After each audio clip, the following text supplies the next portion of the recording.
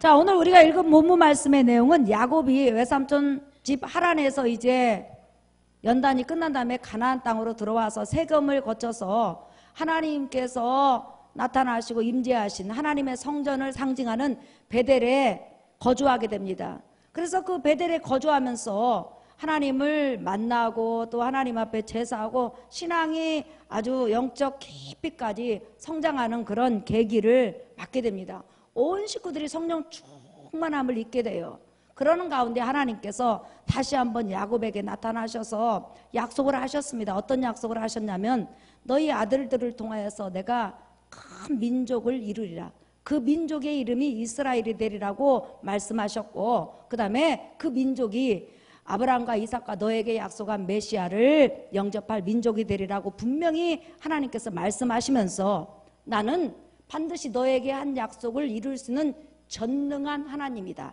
엘샤다이, 다시 말하면 무엇이든지 할 수 있는 하나님, 불가능이 없는 하나님이라는 것을 이 야곱에게 분명히 하나님께서 말씀을 하셨어요.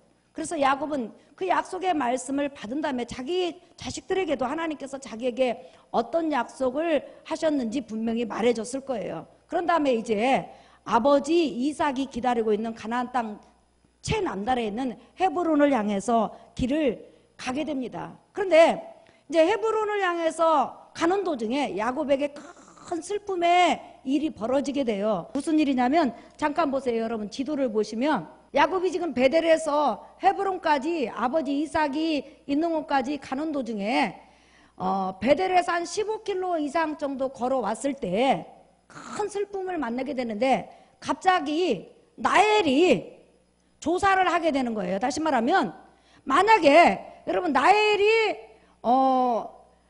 해산할 달이 오늘 내일이었다든지 한 달 남았다든지 그러면 야곱은 절대로 이 베델에서 헤브론을 향해서 출발하지 않아요. 아기를 낳고 어느 정도 안정을 찾은 다음에 가지. 그런데 제가 생각할 때는 이 베델에서 출발했을 때는 이제 가다가 쉬어가는 길도 있지만은 지금 15km면 사실상 하루 이틀 거리잖아요. 이렇게 출발한 것은 야곱이 라헬의 상태를 보니까 해산할 달이 아니고 뭐 7개월이나 8개월 정도, 다시 말하면 충분히 길을 갈 수 있을 정도, 나귀를 타고 갈 수 있을 정도의 그런 임신 상태였을 거예요. 그렇기 때문에 여러분 길을 가지 오늘 내일 하는 사람을 데리고 어떻게 여러분 그 험난한 길을 갑니까?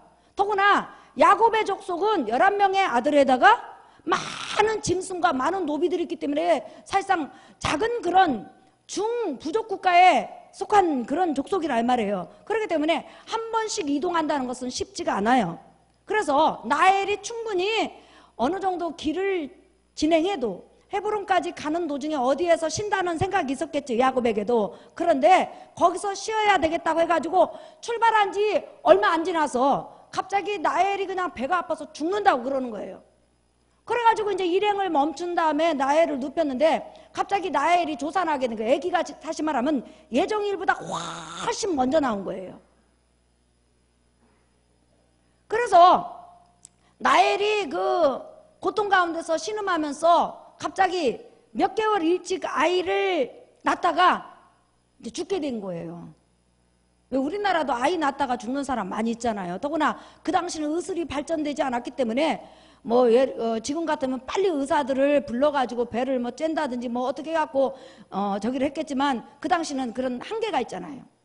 그래서 아이를 낳다가 아이는 건강하게 태어났는데 지금 야곱이 가장 사랑하는 아내, 눈에 넣어도 아프지 않을 정도의 그런 여인 라헬이 지금 죽어가는 거예요. 그래 라헬이 죽어갈 때 야곱이 지켜볼 때 얼마나 마음이 아프고 여러분 고통스럽겠어요. 그런데 라헬이 이제 죽어가면서 그 유모가 뭐라고 하냐면 네가 그토록 하나님 앞에 기도하고 그토록 기다리던 아들이 이제 태어났다, 이렇게 말을 해줍니다. 사실상 여러분 라헬은 지금 하나님 앞에 큰 응답을 받는 거예요. 왜냐하면 창세기 30장 한번 보세요. 22절부터 보십시다. 시작. 하나님이 라헬을 생각하신지라 하나님이 그의 소원을 들으시고 그의 태를 여섰으므로 그가 임신하여 아들을 낳고 이르되 하나님이 내 부끄러움을 씻으셨다 하고 그 이름을 요셉이라 하니 여호와는 다시 다른 아들을 내게 더하시기를 원하노라 하였더라. 그랬죠. 자, 지금 레아는 6명의 아들을 낳는 동안에 라헬은 1명의 아들도 낳지 못한 상태에서 얼마나 하나님 앞에 매달리고 기도했는지 드디어 하나님께서 응답을 하셔가지고 라헬이 아들을 낳는데 요셉을 낳았어요. 그 라헬에게 있어서는 첫 번째 아들이고 야곱에게 있어서는 몇 번째 아들이죠, 여러분? 11번째 아들인 거예요. 그때 그 아들을 낳으면서 여호와 하나님께서 나를 더 불쌍히 여기시고 더 큰 은혜를 주셔서 아들 하나만 더 해줬으면 좋겠다 해가지고 아들 하나만 더 해주세요, 이게 내 소원입니다 하는 의미로 그 첫 번째 아들 이름을 지었는데 그게 바로 요셉이에요. 그리고 나서 요셉을 낳은 다음에 지금 이 시점으로 본다면 학자들은 한 10년에서 15년으로 쳐요. 요셉을 낳은 다음에. 그러니까 10년 이상은 훨씬 지났단 말이에요. 아무리 기도해도 10년이 지났는데도 지금 아들이 안 생기다가 갑자기 지금 7개월 전에 6개월 전에 8개월 전에 아들이 생긴 거예요. 그래서 10여 년이 넘는 기간 동안 기도한 그 결정체가 지금 베냐민인 거예요. 이게 지금 아기. 그러니까 그 아이를 낳았을 때 얼마나 기쁘고 아이를 잉태했을 때 얼마나 기뻤겠어요. 야곱의 기쁨은 말로 할 수가 없죠. 그런데 하나님이 응답하신 그 아들을 남과 동시에 자기의 생명이 떠나려고 하는 것, 자기에게 죽음이 임박한 것을 알게 돼요. 자기는 이곳에서 이제 더 이상 이 환경에서 살아날 수 없다는 것을 라헬이 직감적으로 알게 돼요. 그러면서 유모가 네가 이렇게 애 예쁜 아들을 낳았다. 네가 기도해서 하나님 앞에 기도했더니 이렇게 하나님께서 이렇게 아름다운 아들을 줬다. 자, 이 아들을 보고 힘을 내라. 그러니까 라헬이 그 아이를 물밑그러미 보면서 뭐라고 하냐면 이렇게 말을 해요. 자, 보실까요? 35장 17절 시작. 그가 난산할 즈음에 산파가 그에게 이르되 두려워하지 말라. 지금 내가 또 등남하느니라 하매 그가 죽게 되어 그의 혼이 떠나려 할 때 아들의 이름을 베논이라 불렀으나 그의 아버지는 그를 베냐민이라 불렀더라. 라헬이 지금 자기에게는 두 번째 아들이요 야곱에게는 12번째 아들, 막내 아들이 태어난 것을 보고는 그 아이를 물밀그릇이 바라보면서 여러분 한없이 울었을 거예요. 하나님이 이제 자기 생명을 여기까지만 살려주시고 취하여 간다는 것을 알게 돼요. 그때 그 아이를 보면서 얼마나 슬펐겠어요. 그러니까 그 아이 이름을 뭐라고 하냐면 베논이, 따라합시다. 베논이, 불행한 아들. 예, 잠깐 여러분 돋보시면 베논이라는 이 의미가 뭐냐면 불행한 아들이다 또는 슬픔의 아들이라 이런 뜻이에요. 불행한 아들이라는 것은 뭐냐면 내가 너를 놓고 그렇게 하나님 앞에 기도를 해서 이제 너를 낳게 됐는데 내가 너를 놓고 기도한 만큼 너에게 풍성한 사랑을 부어주고 너를 가슴에 품어주고 너를 정말 길러주고 입혀주고 먹여주며 쏙 쪽쪽쪽 빨아줄 정도로 사랑스럽게 키울 텐데 나는 너를 가슴에 안지도 못하고 간다. 그렇다면 누가 너를 안아줄 것이며 누가 너를 얼마만큼 사랑해 줄 것이며 누가 너를 얼마만큼 보살펴 줄 거냐. 너는 이제부터 엄마 없이 자라는구나 하면서 너는 참 불행한 아들이다. 너는 진짜 슬픔의 아들이다. 그러니까 자기가 슬픈 게 아니라 지금 누가 슬픈 거예요? 그 아들을 보니까 그 아들의 미래가 그렇게 슬픈 거예요. 엄마 없이 자라간다고 생각을 하니까 너무너무 슬픈 거예요. 그런데다가 더 슬픈 이유가 뭐죠? 여러분 이때 당시 야곱의 나이가 몇 살이냐면 105살에서 110살이에요. 왜냐하면 야곱이 에서의 칼날을 피해서 도망갈 때가 77세예요. 그러면 하란에서 20년 있었어요. 그러면 97살이요. 그래서 하란에서 나와가지고 지금 베델에 이르기까지 한 십몇 년 지났으니까 야곱의 나이가 100세 이상이란 말이에요. 그러니까 자기 남편은 늙었죠. 자기는 죽어가죠. 이 피덩이를 누가 얼마만큼 사랑해주고 누가 얼마만큼 보살펴주고 누가 얼마만큼 귀여워해줄까 생각하니까 너는 정말 불행한 아이다. 너는 슬픔의 아이다 하면서 눈물을 양 폭포수처럼 흘리면서 라헬이 죽어가요. 죽어가면서 베논이 하다가 죽어간단 말이에요. 그러자 야곱이 그 이야기를 딱 듣는 다음에 이 아이는 이 나의 막내 아들은 베노니가 아니다. 이제부터 이 아이의 이름을 뭐라고 한다고요? 따라합시다. 베냐민. 베냐민. 예, 베냐민이라는 뜻은 오른손의 아들, 귀중한 아들, 축복의 아들, 하나님이 보살피는 아들이라는 뜻이에요. 따라합시다. 오른손의 아들. 그러니까 베는 아들이라는 뜻이고 야민이라는 것은 오른손이라는 뜻이에요. 그러니까 오른손의 아들. 누구의 오른손? 하나님의 오른손의 아들이라는 거예요. 하나님 오른손에 있는 아들이라는 거예요. 야곱이 자기가 늙었는데 내 오른손에 있는 아들이 아니라 따라합시다. 하나님 오른손에 있는 아들. 하나님 오른손에 있는 아들. 그러니까 야곱은 지금 자기 막내 아들을 보면서 너는 하나님 오른손에 있는 아들이기 때문에 행복한 아들이요, 귀중한 아들이요, 존귀한 아들이요, 축복의 아들이라 이렇게 말을 하는 거예요. 그러나 나엘은 죽어가면서 이제 죽음이 임박하니까 오직 그 아들 모습만 비춰질 거 아니에요. 근데 지금 보니까 피덩이라 말이에요. 그러니까 그 아들을 딱 보니까 그 아들의 미래가 너무 불행하고 너무 안쓰럽고 너무 측은한 거예요. 그러니까 육적으로만 딱 바라보면서 내 이 불쌍한 아들, 이 아이를 어이없고 하면서 여러분 울면서 세상을 떠났단 말이에요. 그래서 너는 슬픔의 아들이요 불행한 아들이다. 그러니까 너를 거둘 자가 없구나 이렇게 말하면서 죽었는데 야곱은 지금 이 12번째 아들 막내 아들을 뭐라고 하냐면 따라합시다. 베냐민. 하나님 오른손에 있는 아들, 축복의 아들, 축복의 아들. 특별히 여기서 야곱이 왜 베냐민을 축복의 아들이라고 했을까요? 여러분 아까 서두에 말한 것처럼 야곱은 일생일대의 성령 충만함을 지금 가지고 있어요. 베델에서 하나님을 만났고 베델에서 오랫동안 거주하면서 하나님과 교제했기 때문에 성령 충만해요. 그런데 이 베냐민이 이 가정에 기적을 몰고 온 거예요. 그래서 하나님 오른손에 있는 아들이요 축복의 아들이요 기적의 아들이라고 한 거예요. 왜 그럴까? 성경 역사상 100세가 넘어서 아들을 낳은 인물이 거의 없어요. 아브라함 이후로. 아브라함은 99세 때 이삭을 잉태해서 이삭을 해서 100세 때 낳았잖아요. 그죠?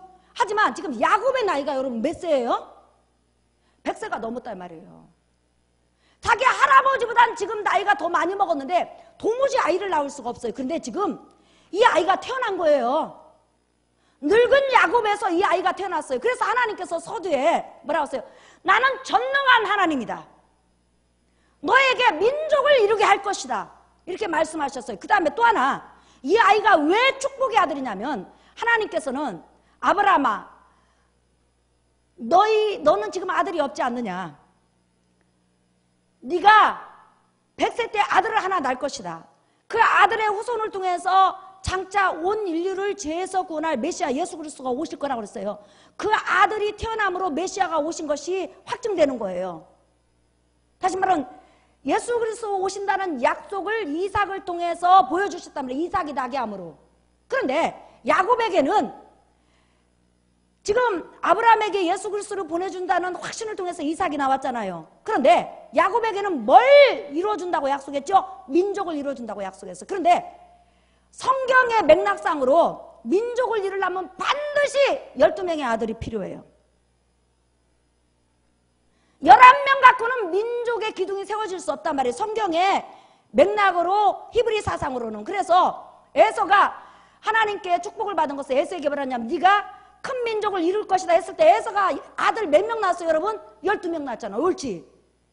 근데 야곱에게는 지금 하나님께서 베델에 나타나셨을 때 야곱아 너는 민족을 이룰 것이다 했을 때 야곱의 나이가 몇 살이었어요 여러분? 100살이 넘었어요. 아들을 낳을 수 있는 환경이 아니었단 말이에요. 아브라함도 99세 때 뭐라고 하냐면 아브라함은 자기에게 아들을 주신다고 약속하신 하나님을 없는 것을 있는 것까지 부르시며 불가능을 가능케 하시는 하나님을 믿었다 그랬어요. 그러니까 인간이 90세가 넘으면 자식을 낳을 수가 없단 말이에요. 근데 야곱은 지금 100세가 훨씬 넘었단 말이에요. 그런데 하나님께서 너에게 민족을 이루게 하겠다는데 지금 민족을 이루려면 아들이 하나 더 있어야 돼. 근데 하나님께서 민족을 이루게 하겠다고 약속하신 다음에 그 약속이 있은 지 얼마 안 돼가지고 어떤 아들이 탄생했어요? 12번째 아들이 태어난 거예요. 그러니까 이제 하나님의 약속이 금세 이루어지는 역사가 났다는 거예요. 이제 민족으로서 이제 완전히 출발된 거예요. 아브라함에게 메시아를 민족을 네 후손을 통해서 영접할 민족을 이루리라. 또 이삭에게 예수 그리스도를 영접할 민족을 이루리라. 근데 민족의 구성원이 아직 안 갖춰졌어요. 근데 야곱에게 하나님께서 이제 민족을 이룰 그런 자손을 너에게 주겠다. 근데 몇 명밖에 안 줬어요? 막내 아들이 낳기 전에 11명 줬잖아요. 그럼 민족이 못 이루어지는 거예요. 그래서 신약시대 때도 120명, 10이라는 것은 나라를 상징해요. 나라를 이루는 구성원이라 말이에요. 예수님의 12제자, 영적인 나라를 이루는 기둥이라 말이에요. 자, 구약의 이스라엘 민족을 이루는 기둥이 몇 개라고요? 12개가 있어야 된단 말이에요. 12아들이 있어야 돼요. 그런데 지금 100세가 넘는 야곱에게서 막내 아들이 태어난 거예요. 그러니까 야곱이 성령 충만한 가운데서 베냐민을 딱 보는 순간에 하나님의 기적을 몰고 온 아들이요, 하나님의 약속이 이루어지는 것을 지금 희미하게나마 보여준 아들이요, 이 아들이 더해짐으로 어떻게 됐어요? 여러분, 민족이 이루어지는 기초가 세워진 거예요. 그러니 여러분, 베냐민이 얼마나 축복의 아들이요, 귀중한 아들이요, 하나님의 복을 몰고 온 아들이냐는 거예요. 하나님의 전능하심이 눈으로 보여지도록 나타낸 아들이 누구라고요? 베냐민이라 말이에요. 그래서 베냐민을 여호와의 오른손의 역사를 나타낸 아들이다. 여호와의 오른손이 이 아들을 통해서 나타냈다. 드디어 내게 약속한 이스라엘 민족이 이 아들을 통해서 이제 기초를 이루었다. 하나님의 전능하심이 이 아들을 통해서 나타났다.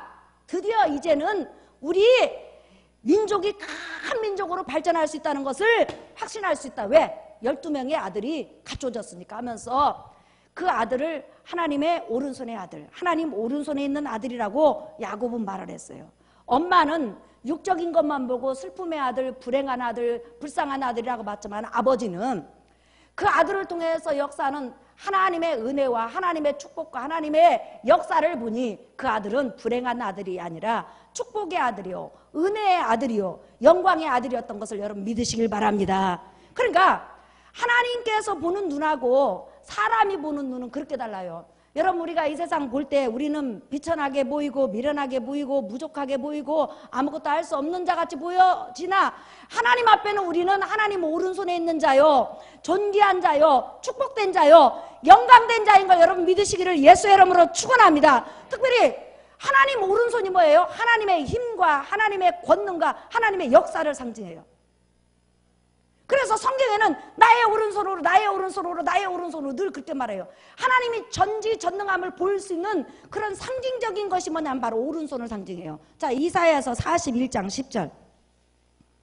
두려워하지 말라. 내가 너와 함께 함이라. 놀라지 말라. 나는 내 하나님이 됨이라. 내가 너를 굳세게 하리라. 참으로 너를 도와주리라. 참으로 나의 의로운 오른손으로 너를 붙들리라. 하나님의 오른손이 한번 여러분 베냐민 붙들고 있는 거 보시겠어요? 그림 잠깐 보여주세요. 이렇게 하나님의 강한 오른손이 저 아이를 붙들고 있어요. 야곱은 그걸 본 거예요. 네가 비록 엄마 없이 태어난다 할지라도, 엄마 없이 살아간다 할지라도 엄마 대신 하나님이 보살피시고 하나님이 먹이시고 하나님이 역사하시고 너를 도와줄 자를 붙여주시고 너와 함께 자를 붙여주시니 너는 하나님의 도움을 받을 자요, 하나님의 관심이 너에게 있다. 이렇게 해서 따라합시다. 베냐민. 베냐민. 그러니까 육적으로 보는 눈하고 영적으로 보는 눈이 이렇게 달라요. 나일도 아마 죽음이 임박하지 않았다면 능히 그 아들을 영적으로 볼 수 있을 거예요. 근데 지금 딱 죽음이 임박하니까 오로지 그냥 현실만을 바라본 거죠. 여러분들은 전부 다 하나님의 오른손에 붙들려 있는, 하나님 오른손에 올려져 있는, 하나님의 오른손으로 도움받고 있는 행복한 아들이요, 존귀한 아들이요, 축복된 아들인 걸 여러분 믿으시기를 예수의 이름으로 축원합니다. 우리 찬양 한 장 하겠습니다. 복음성가 262장.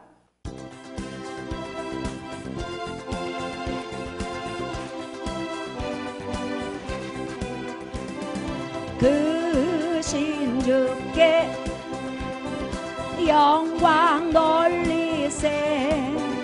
하나님의 성에서 그의 거룩한 산에서 더가 높고 아름다워 온 세상의 기쁨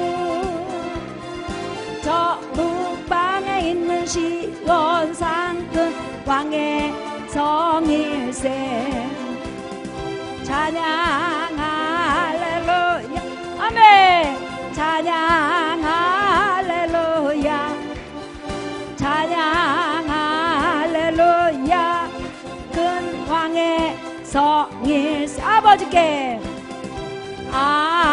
아버지께 찬양 드리세 우리들을 지으사 그의 자녀 삼으시고 아멘 하나님의 영광 위에 다 살게 하시냐매 만 백성이 나와 하나님께 찬양 드리세 찬양 할렐루야 찬양 할렐루야 찬양 할렐루야 큰 왕 아버지께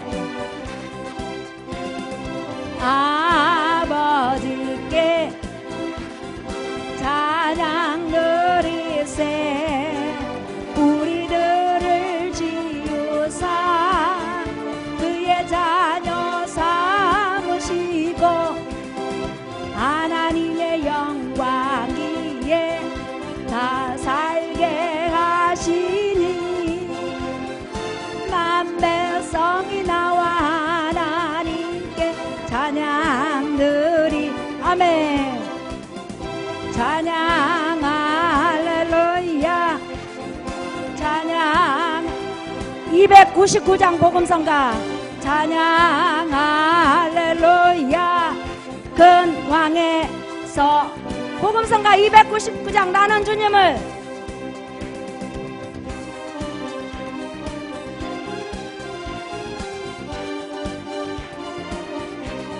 아멘 나는 주님을 찬양합니다 새 노래로 주를 찬양 나는 주님을 찬양합니다 새 노래로 주를 찬양 주를 찬양 새 노래로 주를 찬양 주를 찬양 새 노래로 주를 찬양 할렐루야 할렐루야 할렐루야 할렐루야 할렐루야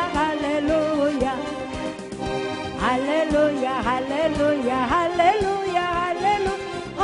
할렐루야 할렐루야 노래 부르며 주 송축가리 새 노래로 주를 찬양 노래 부르며 주 송축가리 새 노래로 주를 찬양 아멘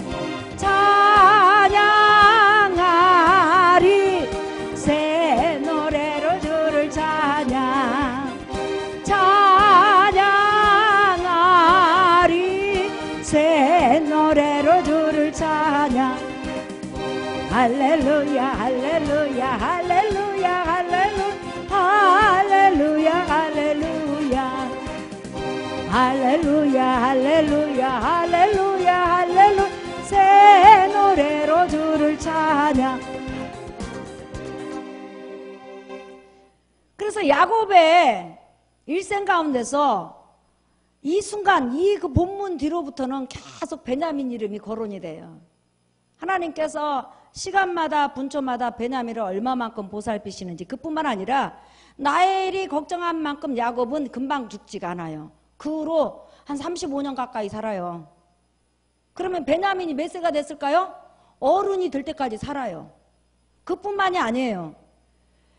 야곱이 죽은 다음에 아버지 못지않게 먹고 마시고 입고 다른 형제보다 5배 이상 더 사랑과 모든 것을 공개한 형이 있어요. 요셉이요.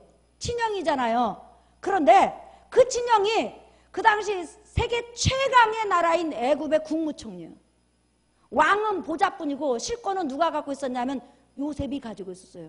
그러니 얼마나 그 동생을 먹이고 입히고 알뜰 살뜰 달뜰 그냥 얼마나 사랑해 줬겠어요.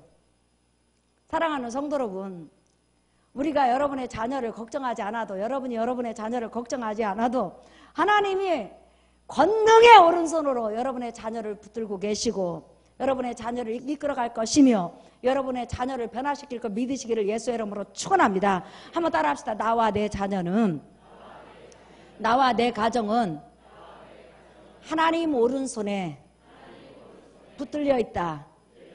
붙들려 있다. 하나님의 오른손이 꽉 잡고 있다는 거예요.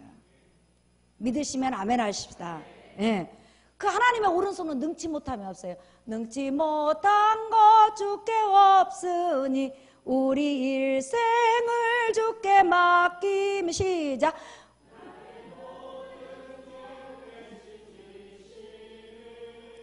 주의 영원한 바르지혜. 근데 그 오른손은요 영원하다는 거예요. 능력이. 에? 우리 사람 손은 어때요 여러분? 저 옛날에는요 밥을 안 먹어도 손이 안 떨렸거든요. 근데 요즘은 밥 안 먹으면 손이 떨려요. 젓가락질도 떨려요. 다리도 떨려. 그리고 밥 늦게 주면 신경질 나요. 하나님의 손은 영원부터 영원까지 떨리는 법이 없고 세지는 법이 없고 낡아지는 법이 없어요. 그런 전능한 하나님이 의로운 오른손으로 나와 여러분을 붙들고 있음을 믿으시기를 예수의 이름으로 축원합니다. 자, 이 본문을 통해서 영적으로 무엇을 말하려고 하는가? 구약의 모든 사건들은 장차 예수 그리스도께서 가져올 은혜와 축복들을 미리 보여주는 거라고 그랬어요.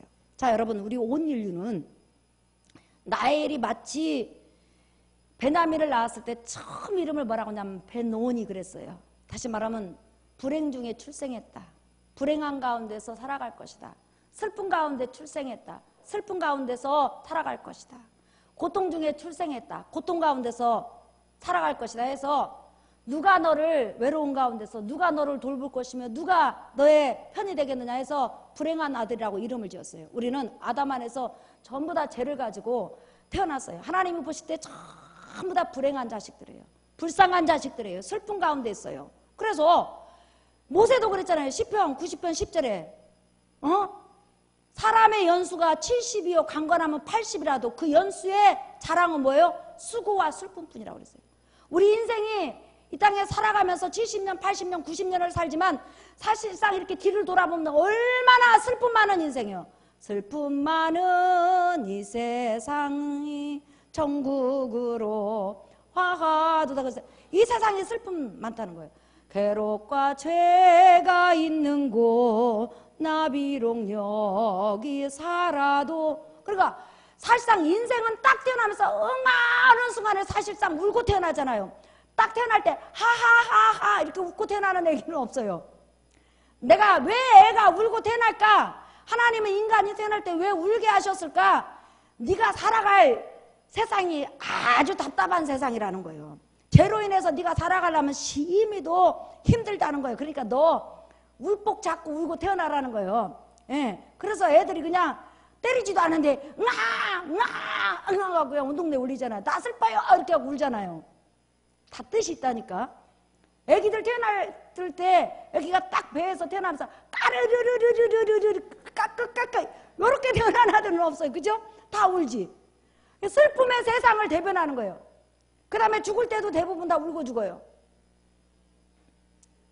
이렇게 우리는 전부 다 아담의 후손이기 때문에 베논이에요. 따라합시다. 나는 전에는 베논이었다. 슬픔 많은 이 세상에서 슬픔 가운데서 살다가 하나님 없이 슬픔의 장소 지옥으로 떨어져요. 영원한 슬픔 속에서 살아야 돼. 그런데 우리 주 예수 그리스도께서 오셔서 너는 이제 더 이상 슬픔의 자식이 아니다. 너는 불행한 자식이 아니다. 네 인생의 슬픔이 지속될 수가 없다. 너는 이제부터 하나님 오른손에 있는 아들이다. 하나님이 너를 돌봐주실 것이다. 하나님이 너를 책임져 주실 것이다.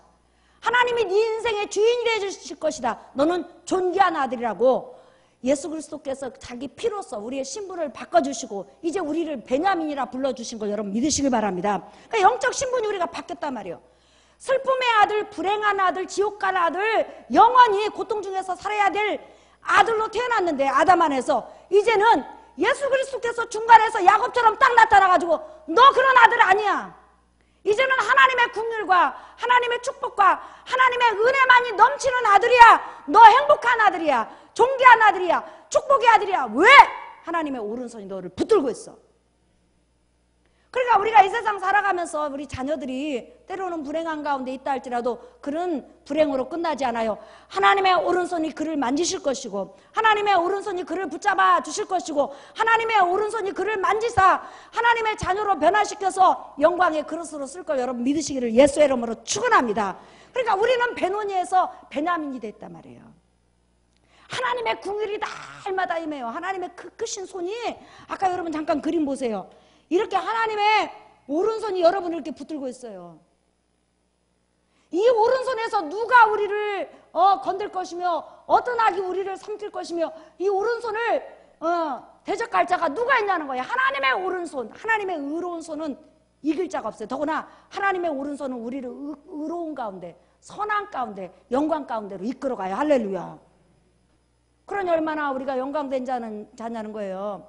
예수 그리스도로 말미암아 우리가 베노니에서 뭘로 바꿨다고요? 베냐민, 존귀한 아들이라는 거예요.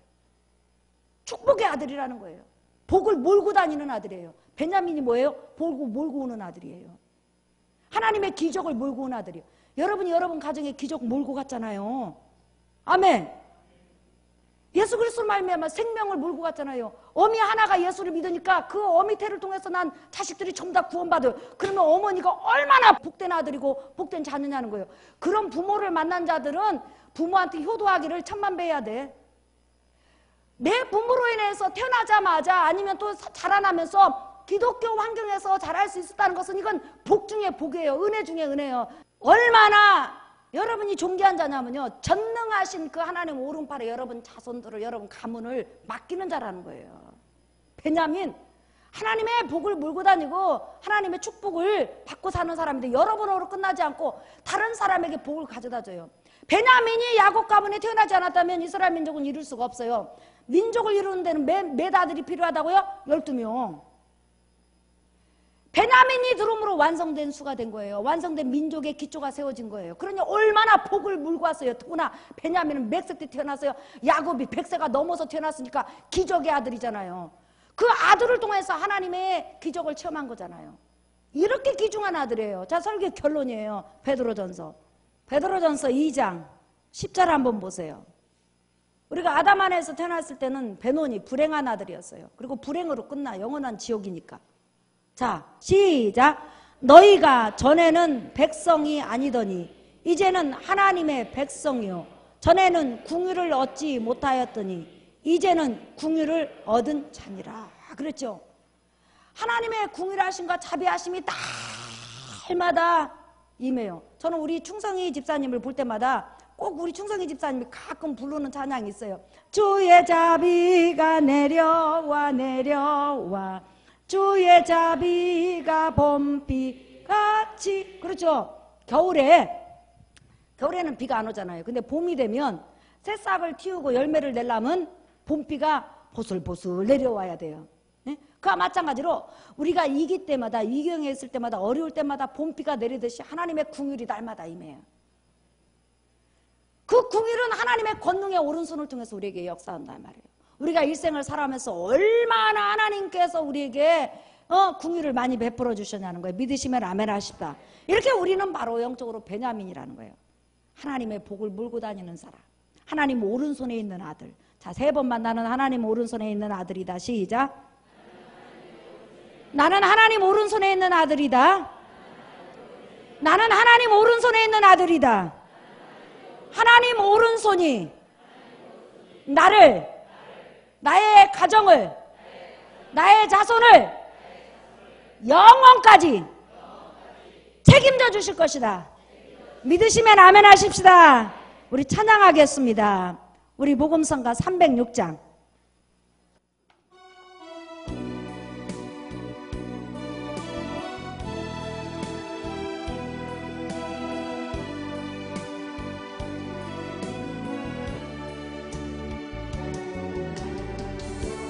십자가 그 사랑 멀리 떠나서 무너진 나의 삶 속에 잊혀진 주군에 돌 같은 내 마음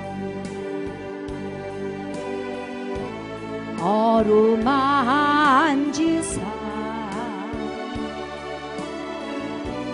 다시 일으켜 세우신 주를 사랑합니다. 아멘.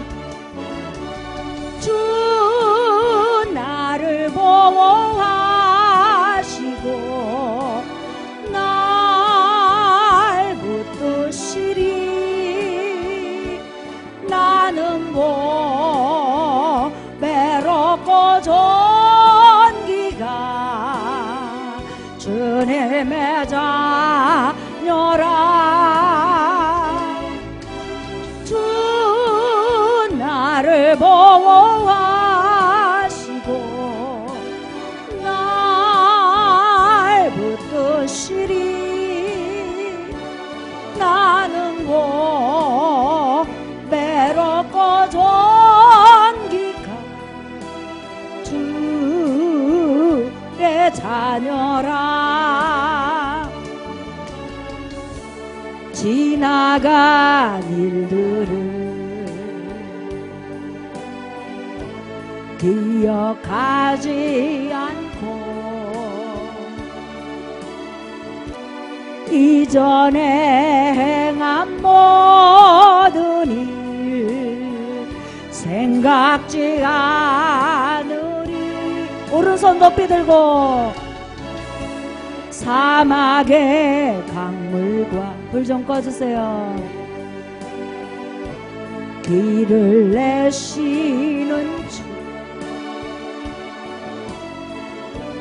내 안에 새 일 행하실 주만 바라보리. 아멘. 주 나를 보호하시고